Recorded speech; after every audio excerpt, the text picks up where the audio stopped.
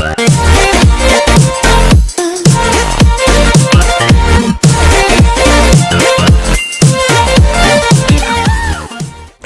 बच्चों, आज की इस वीडियो में हम पढ़ेंगे वर्ग एवं घन के बारे में। वर्ग एवं घन थोड़ा लंबा नाम लग रहा है, तो सबसे पहले बात करते हैं हम लोग वर्ग की। वर्ग क्या है?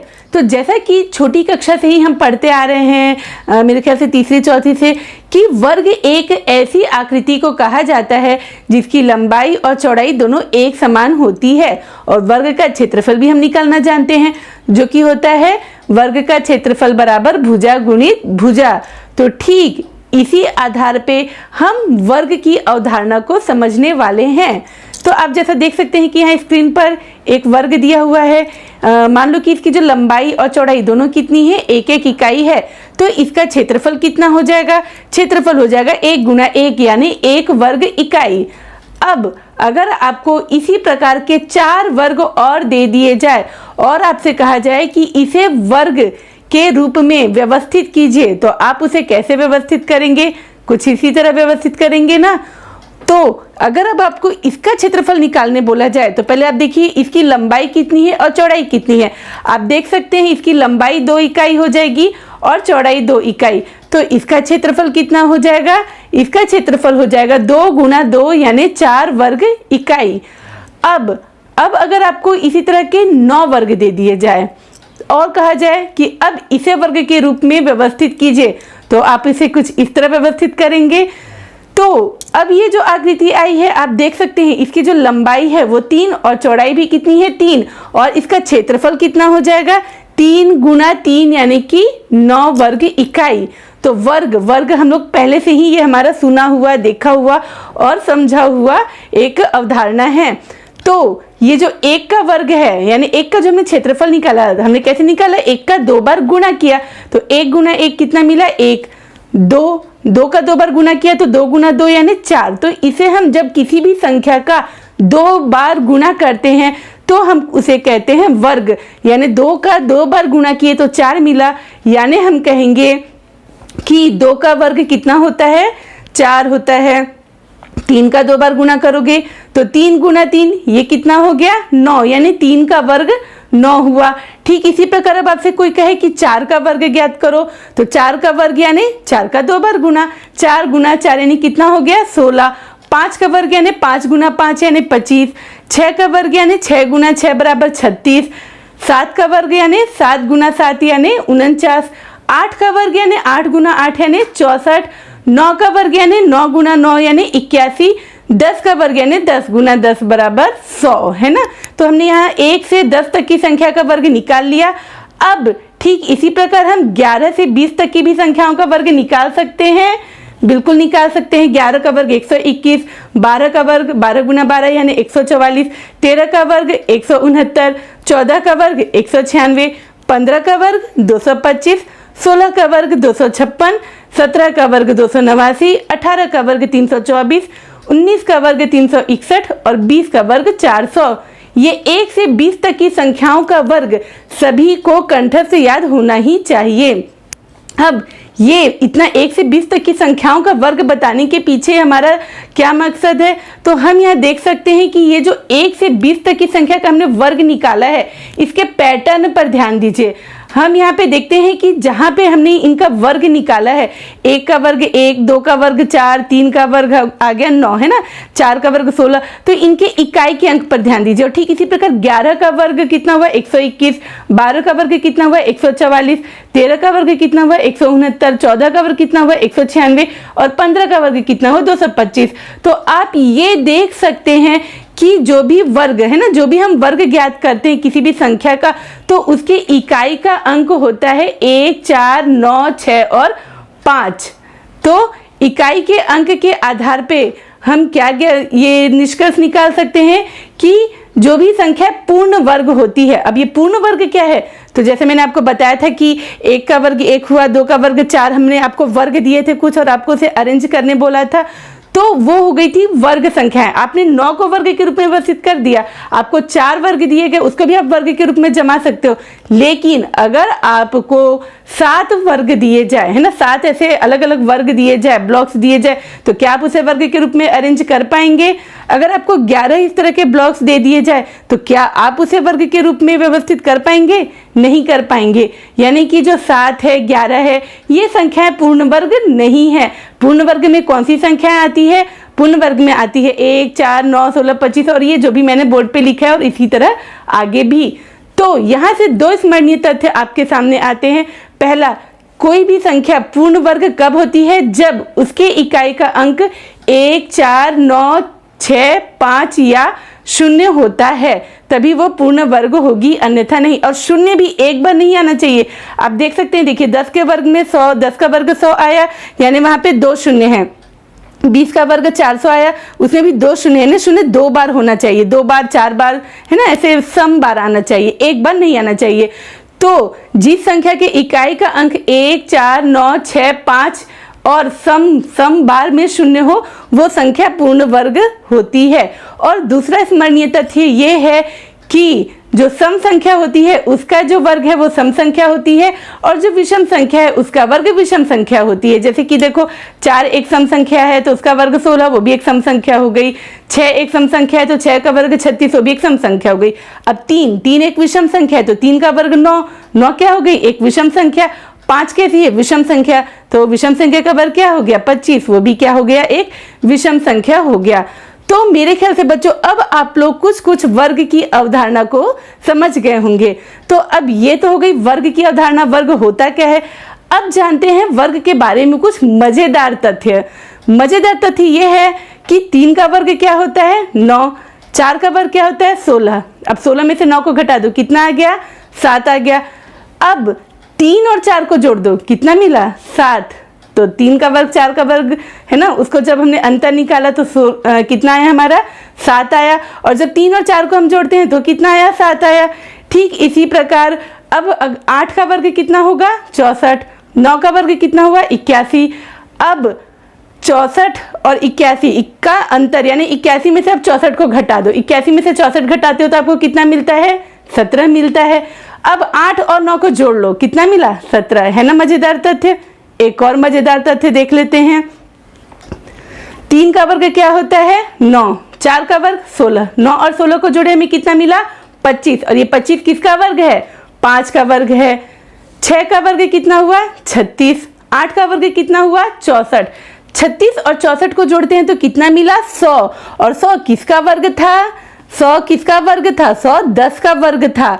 तो ये जो संख्याएं हैं, ये जो त्रिक बन रहा है 3, 4, 5 है ना, और ये जो 6, 8, 10, इसको बोलते हैं पाइथागोरिक त्रिक। पाइथागोरिक त्रिक क्या होता है? जब हम 2 संख्याओं का वर्ग निकालते हैं और उनका जो योगफल होता है तीसरी संख्या के वर्ग के बराबर होता है, तो उसे हम पाइथागोरिक त्रिक कहते हैं।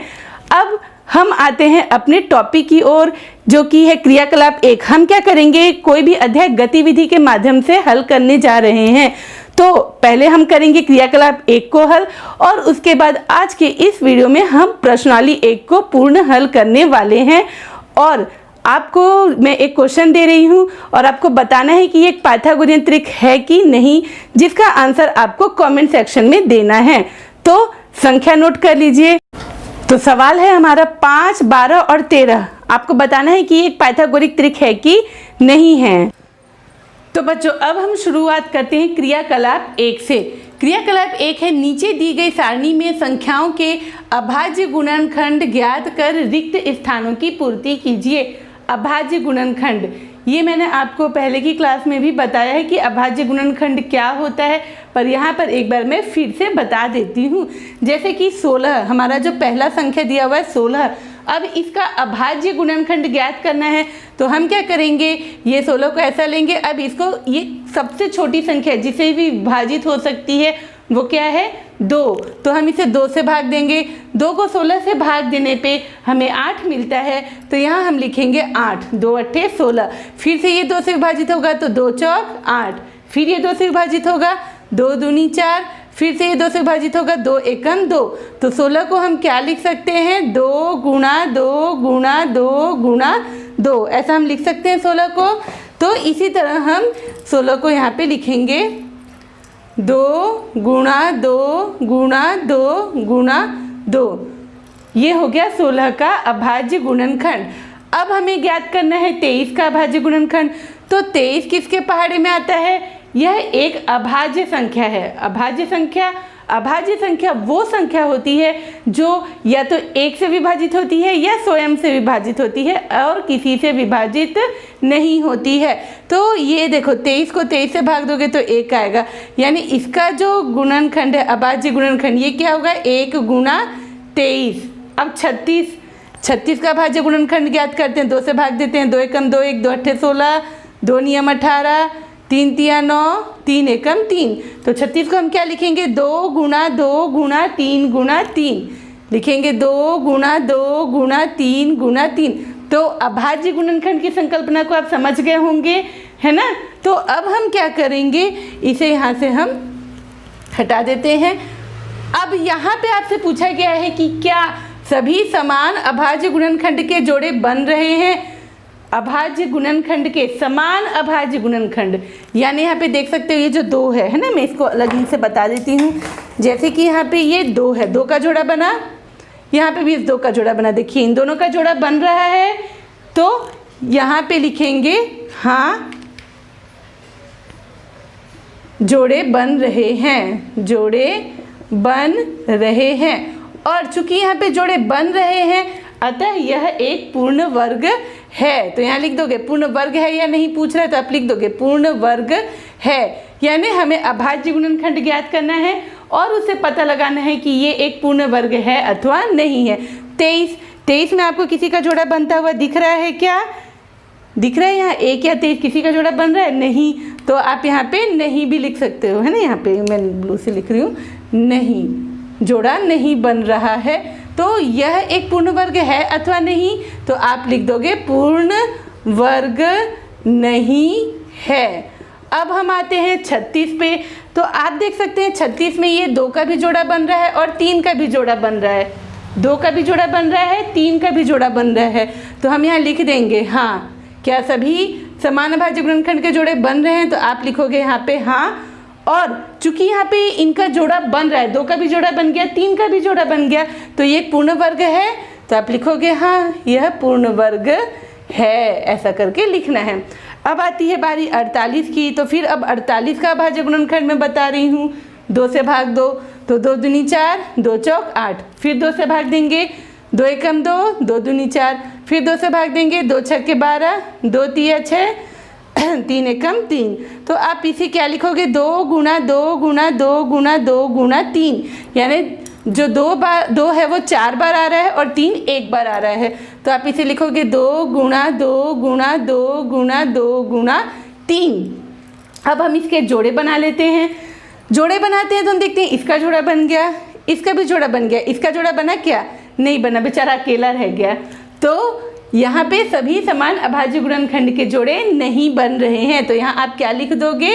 नहीं। तो अब यहाँ नहीं आ गया तो यहाँ भी क्या आएगा? नहीं आएगा। लिख दो पूर्ण वर्ग नहीं है, पूर्ण वर्ग नहीं है। चलो अब अगली 40 की बारी आ गई। 40 का अभाज्य गुणनखंड ज्ञात करोगे। फिर 2 से भाग दे के देखो तो ये हो गया 20। फिर 2 से भाग दिया आया 10। फिर 2 से भाग दिया आया 5। फिर 5 से भाग दिया आया 1। तो इसको क्या लिखोगे? 2 गुणा 2 गुणा 2 गुणा 5। इस तरह से आप लिख दोगे। अब देखते हैं यहाँ किसका किसका जोड़ा बन रहा है। तो आप देख सकते हो यहाँ पे इसका जोड़ा बन गया, पर इसका जोड़ा, इसको जोड़ा नहीं मिला। तो यहाँ पे आप क्या लिखोगे? नहीं लिखोगे। क्या लिखोगे? नहीं। अब यहाँ नहीं तो यहाँ भी नहीं है, पूर्ण वर्ग नहीं है। इस तरह से आपको जो अपना वर्क है वो पूरा कंप्लीट करते जाना है। ये क्रियाकलाप आपको कंप्लीट करना है। 49 को ठीक इसी प्रकार हम क्या करेंगे? इसका भी निकालेंगे अभाज्य गुणनखंड। ये सीधा 1 2 3 4 5 6 किसी से भाग नहीं जाएगा। सीधा किससे भाग जाएगा? 7 से। तो 7 7 49, फिर 7 एकम 7। तो यहाँ लिख दोगे 7 गुणा 7। ठीक है। तो अब यहाँ पे जोड़ा बन रहा है 7 का, तो बिल्कुल बन रहा है। तो आप यहाँ लिख दोगे हाँ जोड़ा बन रहा है, हाँ जोड़ा बन रहा है। अब यहाँ हाँ तो यहाँ भी हाँ, पूर्ण वर्ग है, पूर्ण वर्ग है। अगली बारी आई 56 की। 56 को फिर ऐसे निकाल लो। 2 दूनी 4 1, 2 अट्ठे 16। फिर 2 से भाग दिए तो कितना है? 2 एकम 2, 2 चौक 8। फिर 2 से भाग दिए, 2 सत्ते 14। जब तक 2 से भाग जाना बंद ना हो जाए, वो बोलना दे कि अब नहीं भाग जा सकता, तब तक उसी संख्या से भाग देना है। फिर अब अगली बारी आई 7 की, है ना, क्योंकि 7 सीधे 7 से भाग जाएगा, 7 एकम 7।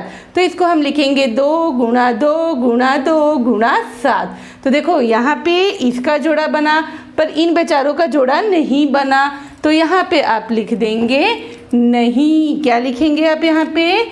नहीं। और यहाँ लिख देंगे पूर्ण वर्ग नहीं है, पूर्ण वर्ग नहीं है। अब बारी आई 64 की। 64 का भी ऐसे ही अभाज्य गुणनखंड निकालोगे। 2 तिया 6, 2 दूनी 4, 2 एकम 2, 1 2 छक्के 12, फिर 2 से भाग दिया, 2 अट्ठे 16, फिर 2 से भाग दिया, 2 चौक 8, फिर 2 से भाग दिया, 2 दूनी 4, 2 एकम 2, 2 कितने बार आया? 1 2 3 4 5 6, 6 बार 2 आया। तो आप यहाँ पे 6 बार 2 लिख दो। यहाँ पे आ जाएगा 2 गुणा 2 गुणा 2 गुणा 2 गुणा 2 गुणा 2। और ये देखो यहाँ पे मैंने ऐसा लाइन ड्रॉ कर दिया।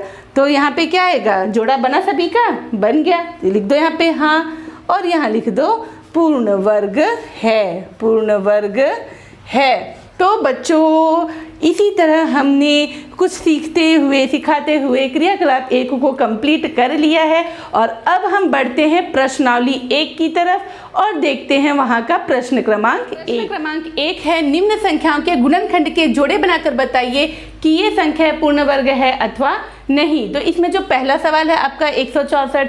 अब हम इसका गुणनखंड का जोड़ा कैसे बनाएंगे? तो गुणनखंड का जोड़ा बनाने के लिए हमें इसका क्या ज्ञात करना पड़ेगा? हमें इसका अभाज्य गुणनखंड ज्ञात करना पड़ेगा। तो ये पहला सवाल हम ले लेते हैं 164। अब क्या करेंगे? इसका अभाज्य गुणनखंड निकाल लो। ये हो गया 2 अट्ठे 16, 2 दूनी 4, फिर 2 से भाग दो, 2 चौक 8, 2 एकम 2। तो 164 का जो गुणनखंड है उसको हम क्या लिखेंगे? 164 बराबर 2 गुणा 2 गुणा, अब ये 41 बेचारा किससे भाग जाएगा? 41 से ही जाएगा, क्योंकि ये एक अभाज्य संख्या आ गई, ये किसी और से विभाजित नहीं होगी, स्वयं से ही होगी। तो हम इसे लिखेंगे 2 गुणा 2 गुणा 41। अब यहाँ पे हम देख रहे हैं कि 2 का तो जोड़ा बन रहा है, पर 41 का जोड़ा बन रहा है क्या? नहीं बन रहा है। इसका तो जोड़ा बना, 41 का जोड़ा बन रहा है क्या? नहीं बन रहा है। तो लिखेंगे चूंकि 41 का जोड़ा नहीं बन पा रहा है, 41 का जोड़ा नहीं बन पा रहा है, बन पा रहा है, अतः यह एक पूर्ण वर्ग नहीं है, अतः यह एक पूर्ण वर्ग नहीं है। तो पहला सवाल हमारा हल हो गया। दूसरा सवाल है हमारा 121। इसको देख लेते हैं। तो 121 किसके पहाड़े में आता है? ये सीधा 11 से विभाजित होगा। तो 11 से 121 को भाग दोगे कितना मिलेगा? 11 बार में जाएगा। फिर 11 को 11 से भाग दोगे 1 आएगा। तो 121 का अभाज्य गुणनखंड क्या होगा? 11 गुणा 11।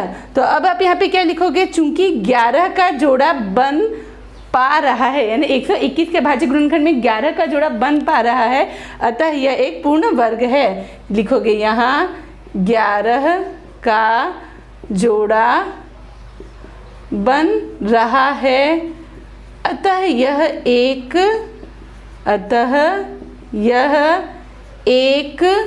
पूर्ण वर्ग है, पूर्ण वर्ग है। अगला सवाल है 289, 289। अब 289 का अभाज्य गुणनखंड निकालेंगे। तो अब ये किसके पहाड़े में आता है? ये आता है आपका 17 के पहाड़े में। कितने बार में जाएगा? 17 बार में जाएगा। फिर 17 किसके पहाड़े में जाएगा? 17 के पहाड़े में 1 बार में। तो 289 का अभाज्य गुणनखंड क्या होगा? 17 गुणा 17। जोड़ा बन रहा है कि नहीं बन रहा है? 17 का बन रहा है ना। तो यहाँ लिखोगे चूंकि यहाँ 17, देखो जोड़ा बन गया है।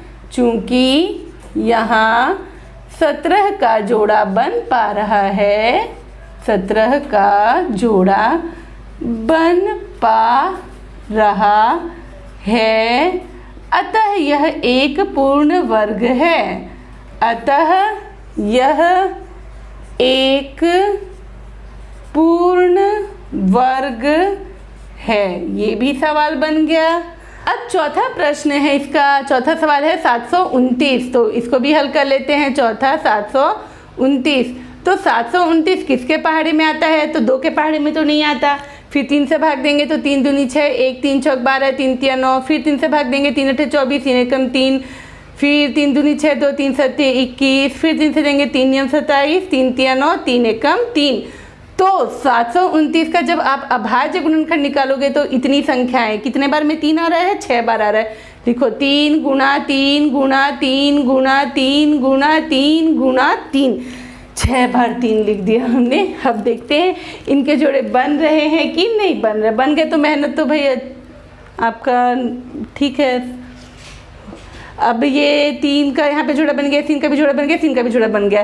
तो यहाँ लिखोगे चूंकि सभी 3 के जोड़े बन रहे हैं, सभी 3 के जोड़े बन रहे हैं, अतः 729 एक पूर्ण वर्ग है। 729 एक पूर्ण वर्ग है।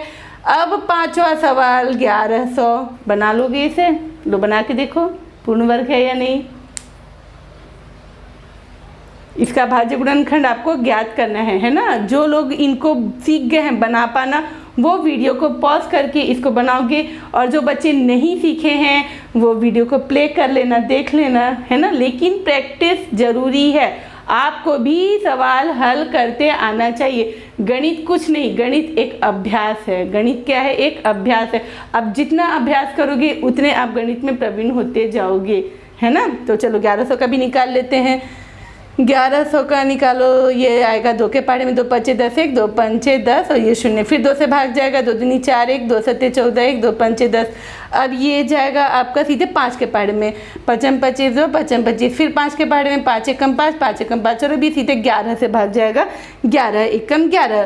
तो कितने बार आया? 2 बार 2, 2 बार 5 और 1 बार 11। चलो यहाँ लिख लेते हैं। 1100 का अभाज्य गुणनखंड क्या होगा? 2 गुणा 2 गुणा 5 गुणा 5 गुणा 11। इसका जोड़ा बन गया, चलो इसका भी जोड़ा बन गया, अच्छी बात है। 11 का जोड़ा बना? नहीं बना, यहीं पे वो रिजेक्ट हो गया, यानी ये एक पूर्ण वर्ग नहीं है। कारण लिख देना, चूंकि 11 का जोड़ा नहीं बन पा रहा है, 11 का जोड़ा नहीं बन पा रहा है, अतः यह एक पूर्ण वर्ग नहीं है। अतः यह एक पूर्ण वर्ग नहीं है। ठीक है बच्चों, तो प्रश्न 1 हो गया। अब आते हैं प्रश्न 2 है, निम्न के पूर्ण वर्ग न होने का कारण बताइए। पूर्ण वर्ग न होने का पहले ही डिक्लेयर कर दिया कि ये पूर्ण वर्ग नहीं है, और अब हम एक कारण पूछ रहे हैं कि वर्ग क्यों नहीं है, वर्ग नहीं पूर्ण वर्ग क्यों नहीं है। तो बच्चों जब मैंने आपको इसकी मतलब इसका इंट्रोडक्शन दिया था, इसका परिचय दिया था, तब मैंने आपको बताया था, जो एक पैटर्न बताया था कि 1 से 20 तक की संख्याओं का मैंने वर्ग बताया था, और मैंने कहा था कि जिसके इकाई का अंक क्या क्या होना चाहिए? 1 4 9 6 और 5 होता है। केवल वो संख्याएं पूर्ण वर्ग होती है, हर नहीं होती है। ऐसा नहीं कि 14 है तो 14 पूर्ण वर्ग हो गया, लेकिन जो भी पूर्ण वर्ग होते हैं उनके इकाई में ये अंक अवश्य रूप से उपस्थित होते हैं। और शून्य जो होता है वो सम बार होता है। सम यानी क्या हो गया? 2 बार होगा, या तो 4 बार होगा, या तो 6 बार होगा, तो 8 बार होगा, तो 10 बार होगा। 1 3 5 7 9 बार नहीं होगा। तो चलो जरा इन प्रश्नों पर गौर करते हैं। आप यहाँ देख सकते हैं इसके इकाई का अंक 0 तो है, पर 0 यहाँ कितने बार आया है? 3 बार आया है, 1 2 3, इसलिए ये पूर्ण वर्ग नहीं है, इसलिए इसको रिजेक्ट कर दिया, नहीं है ये पूर्ण वर्ग। ठीक है, इनके कारण भी आप नोट करते जाइए, कॉपी पेन लेके बैठे हुए हैं, बिल्कुल कारण नोट करते जाइए, लिखेंगे। चूंकि यहाँ पे 0 3 बार आया है, पहला सवाल जो है 12,000 है ना, इसमें 0 विषम बार आया है, विषम बार आया है, अतः यह एक पूर्ण वर्ग नहीं है। इसका कारण हमने देख लिया, पूर्ण वर्ग नहीं है। सबका कारण बताना है, पता सभी का है कि ये सभी पूर्ण वर्ग नहीं है, पर क्यों नहीं है वो बताना है, पहला हो गया। दूसरा देखो 1227, तो देखो इकाई का अंक क्या होना चाहिए? इकाई का अंक इनमें से होना चाहिए। तो इसके इकाई में 1 4 9 6 5 0 में से कुछ भी है क्या? नहीं है, यही इसका कारण है। चूंकि इकाई में ये संख्याएं नहीं है, यानी कि इकाई में 7 है ना, चूंकि इसके इकाई में 7 आ रहा है, इसके इकाई में 7 आ रहा है, अतः यह एक पूर्ण वर्ग नहीं है, यह एक पूर्ण वर्ग नहीं है। ये भी हो गया। तीसरा है 790, वही कारण, इसमें शून्य विषमबर आया है ना, ये जो 790 है इसमें भी यही कारण लिखोगे, यही सेम कारण, इसमें शून्य विषमबर आया था, ये एक पूर्ण वर्ग नहीं है। 1482, तो चूंकि इसमें इकाई में क्या आया है, अगर आप यहाँ पे सवाल ले लो, यहाँ पे मैं सवाल लिख देती हूँ, चौथा नंबर 1482। तो अब इसमें इकाई में कितना आ रहा है, 2 आ रहा है, अतः यह एक पूर्ण वर्ग नहीं है। अब इसके बाद आते हैं पांचवा सवाल, 1,65,000, ये भी इसी पैटर्न का लग रहा है, ये शून्य की बिरादरी का है, यहाँ लिख दो 1,65,000। अब यहाँ पे देखते हो, यहाँ पे भी शून्य कितने बार आया है, विषमबर आया है, 1 2 3 3 के विषम, तो लिखेंगे इसमें शून्य विषमबर आया है तो एक पूर्ण वर्ग नहीं है, यानी कि ये सब एक ही तरह के हैं।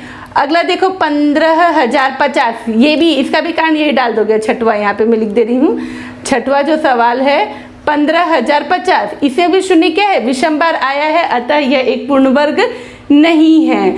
सातवां 1,078, 1,078, तो इसमें इकाई में क्या आ रहा है, 8 आ रहा है, देखो यहाँ 8 है क्या इकाई के अंक में, ये मैं अलग से घेरा बना देती हूँ, इकाई में आपके इतने ही अंक होना चाहिए, ये आपके क्या होना चाहिए, इकाई में इतने ही अंक होना चाहिए, तो क्या इसमें 8 है, नहीं है, तो आप यहाँ पे लिख दोगे, अगर ये सवाल है तो, है ना, 1,078 क्यों नहीं है, तो लिख दोगे चूंकि इसमें इकाई में, है ना, या इसकी इकाई में, चूंकि इसकी इकाई में 8 आ रहा है, अतः यह एक पूर्ण वर्ग नहीं है, सबका कारण हम बता रहे हैं, अतः यह एक पूर्ण वर्ग नहीं है। और अब है हमारा आखिरी सवाल 8123, तो 8123 भी क्या आ गया, यहीं पे आ जाएगा, अगर आप इसके बदले 8123 ले लोगे, 8123 लिखोगे, चूंकि इसकी इकाई में 3 आ रहा है, अतः यह एक पूर्ण वर्ग नहीं है। तो इस तरह से प्रश्न 2, बस आप इकाई देख के आइडेंटिफाई कर सकते हैं कि वो एक पूर्ण वर्ग है अथवा नहीं है। तो अब बढ़ते हैं प्रश्न 3 है, निम्न संख्याओं में से किन संख्याओं का वर्ग सम संख्या है एवं किन संख्याओं का वर्ग विषम संख्या है। तो जैसा कि मैंने बताया था कि जो संख्याएं सम होती है, यानी कि सम संख्या का वर्ग एक सम संख्या होती है, जैसे 2 एक सम संख्या है तो 2 का वर्ग 4, 4 एक सम संख्या है 4 का वर्ग 16, 6 एक सम संख्या है तो 6 का वर्ग 36। तो हम देख सकते हैं कि जो 4 है, 16 है, 36 वो भी क्या है, सम संख्या है। तो सम संख्याओं का वर्ग एक सम संख्या होती है, और विषम संख्या जैसे 3 एक विषम संख्या है तो उसका वर्ग हो गया 9, 9 भी क्या हो गई, एक विषम संख्या। 5 एक विषम संख्या है, 5 का वर्ग क्या हो गया 25, तो वो भी क्या हो गई, विषम संख्या। तो सम संख्या का वर्ग एक सम संख्या होता है और विषम संख्या का वर्ग विषम संख्या होती है। तो यहाँ हम देख सकते हैं यहाँ पे कौन कौन सी संख्याएं सम संख्याएं हैं। तो यहाँ पे लिख सकते हैं, यहाँ पे 14, यहाँ पर पहले सम संख्या लेते हैं। सम संख्या कौन है, सम संख्या है हमारी 14 है और 608 है। अब सम संख्या क्या होती है, तो जिसके इकाई में, सम संख्या क्या होती है, जिसके इकाई में 0, 2, 4, 6 और 8 होता है उसे सम संख्या कहते हैं। तो ये 14 हो गया, 608 हो गया, 11,288 हो गया और 4,010 हो गया। ये सभी संख्याएं क्या हो गई, सम संख्या है ना, ये सभी सम संख्याएं हैं, अतः इनका वर्ग भी क्या होगा, सम संख्या होगी। यहाँ पर सम संख्या ये है ना, यहाँ पर सम संख्या 14, 608, 11,288 और 4,010 है। तो इनका वर्ग भी सम संख्या होगी या सम संख्या होगा। अब विषम संख्या कौन कौन है, तो पहले यहाँ से आइडेंटिफाई कर लेते हैं कि हम यहाँ पे विषम संख्या कौन कौन सी है। तो विषम संख्या है आपका ये वाला, है ना। अब विषम संख्या क्या होता है, जिसके इकाई में 1, 3, 5, 7 और 9 होता है। चलो देखते हैं कौन है। ये हो गया 277, 179, 205, और कौन है 1079, ठीक है, और 1225 है ना। विषम संख्या ये है, तो इनका वर्ग कैसी संख्या होगी? इनका वर्ग विषम संख्या होगी, इनका वर्ग विषम संख्या होगी। तो हमारा प्रश्न 3 भी हल हो चुका है। अब बढ़ते हैं प्रश्न चौथा है, निम्न प्रतिरूप का अवलोकन करें एवं रिक्त स्थानों की पूर्ति कीजिए। तो इसमें पहला सवाल था 11 का वर्ग हो गया 121, 101 का वर्ग ये है आपका, देखो 11 का वर्ग 121, तो ये थोड़ा एक पैटर्न में चल रहा है, आपको ध्यान देना, ये एक पैटर्न चल रहा है, आपको गुणा नहीं करना, ये पैटर्न पर ध्यान देना है।